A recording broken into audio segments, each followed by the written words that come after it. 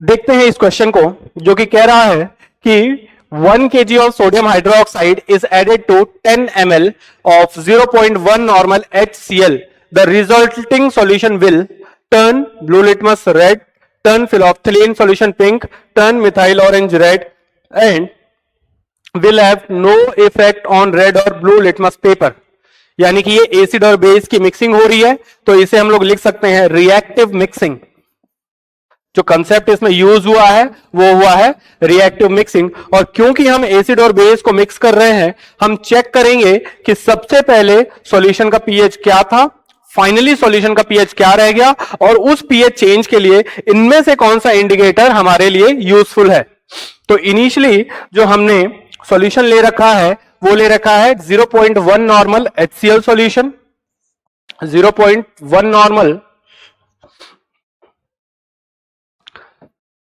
10 ml HCl solution, और इसमें हम 1 kg NaOH सॉल्यूशन को मिक्स कर रहे हैं। हमें चेक करना है कि फाइनल सॉल्यूशन की पीएच कितनी होगी, या फाइनल सॉल्यूशन एसिडिक होगा या बेसिक। इसके लिए हमें पता करने होंगे कि ग्राम इक्विवेलेंट ऑफ एसिड कितने हैं। यहां पे अगर हम ग्राम इक्विवेलेंट निकालें तो वो हम निकालेंगे नॉर्मेलिटी इनटू वॉल्यूम से, लेकिन अगर हम यहां पे ग्राम इक्विवेलेंट निकालें तो वो हमें निकालने होंगे मोल इंटू एन फैक्टर से, क्योंकि यहां पे हमें वेट दे रखा है। अगर बात करें नॉर्मेलिटी की तो ये दे रखा है 0.1।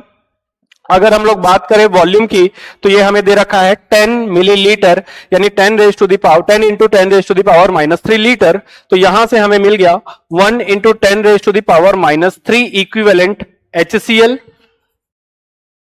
और अगर हम लोग मोल निकालना चाहें तो वेट दे रखा है 1000 ग्राम। मोलर वेट ऑफ NaOH होता है 40 और इसका वैलेंस फैक्टर होता है 1। तो इसे सॉल्व करने पे ये हमें मिल जाता है 25 इक्विवेलेंट NaOH। क्लियरली ऑब्जर्व हो रहा है कि यहां पे जो बेस के ग्राम इक्विवेलेंट है वो एसिड से बहुत ज्यादा है, यानी कि जो फाइनल सॉल्यूशन होगा वो फाइनल सॉल्यूशन हमें मिलने वाला है बेसिक। यानी कि जब सॉल्यूशन अपना पीएच एसिडिक रेंज से बेसिक रेंज में चेंज करता है तो हमें सेलेक्ट करना है कि इनमें से कौन सा इंडिकेटर यूज होता है।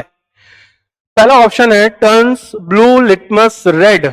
हमें पता होगा कि जो लिटमस पेपर होता है वो ब्लू से रेड में तब कन्वर्ट होता है जब सॉल्यूशन एसिडिक हो। ये सॉल्यूशन तो बेसिक है, यानी कि ये ऑप्शन नहीं होगा।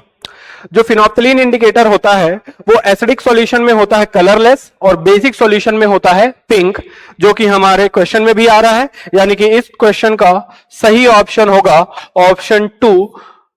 ये जो हमने कैलकुलेशन की है इस पूरे एक्सपेरिमेंट में, अगर हम फिनोल्फथलीन यूज करें तो वो कलरलेस से पिंक सॉल्यूशन में कन्वर्ट होगा। तो इस क्वेश्चन का सही ऑप्शन है ऑप्शन बी।